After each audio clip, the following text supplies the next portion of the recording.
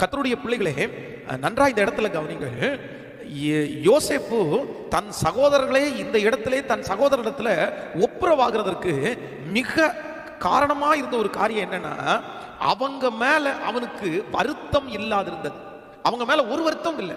அவர்கள் தான் அவனை தூக்கி குழியில போட்டார்கள், அவர்கள் தான் அவனை விற்று போட்டார்கள், அவன் கஷ்டப்படுவதற்கு அவர்கள் தான் காரணமா இருந்தார்கள். ஆனா இந்த யோசேப்புக்கு எப்படி அவர்களிடத்துல ஒப்புரவாக முடிஞ்சிருச்சு அப்படின்னா, தன் சகோதரர்களை பார்த்து சொல்றான், நீங்க குழியில போட்டது எனக்கு வருத்தம் இல்லப்பா, நீங்க என்னை எகிப்திடத்திற்கு விற்று போட்டதற்கு எனக்கு எந்த வருத்தமும் எனக்கு இல்லப்பா அப்படின்னு சொல்றான்.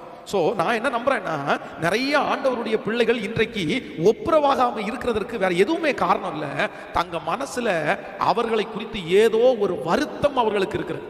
ரொம்ப வருத்தம் இருக்குது. நான் சொல்றேன், நீங்க அதிகமாய் அவர்களை நேசித்திருப்பீர்கள், நீங்க ரொம்ப நேசிச்சிருப்பீங்க, நீங்க அவர்களை உயிருக்கு உயிராய் நீங்கள் நேசிச்சிருப்பீங்க, அவர்களுக்காக உங்க சொந்தங்களை நீங்க விட்டுருப்பீங்க, அவர்களுக்காக நீங்க நிறைய தியாகம் பண்ணியிருப்பீங்க.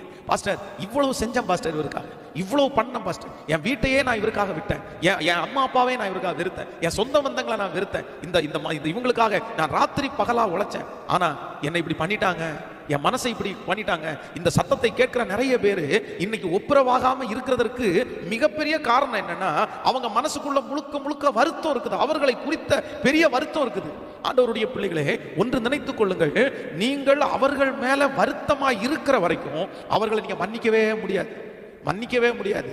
ஆனா இந்த யோசேப்புக்கு அவர்கள் மேல வருத்தம் இல்லாதிருந்தது போல உங்களுக்கும் அந்த மனுஷன் மேல வருத்தம் இருக்கக்கூடாது. ஏன் அப்படின்னா, தேவனுடைய பிள்ளைகள் ஒன்று நினைத்துக் கொள்ள வேண்டும், அன்றியும் அவருடைய தீர்மானத்தின்படி அழைக்கப்பட்டவர்களாகி தேவனிடத்தில் அன்பு கூறுகிறவர்களுக்கு சகலமும் நன்மைக்கு ஏதுவாய் நடக்கிறது.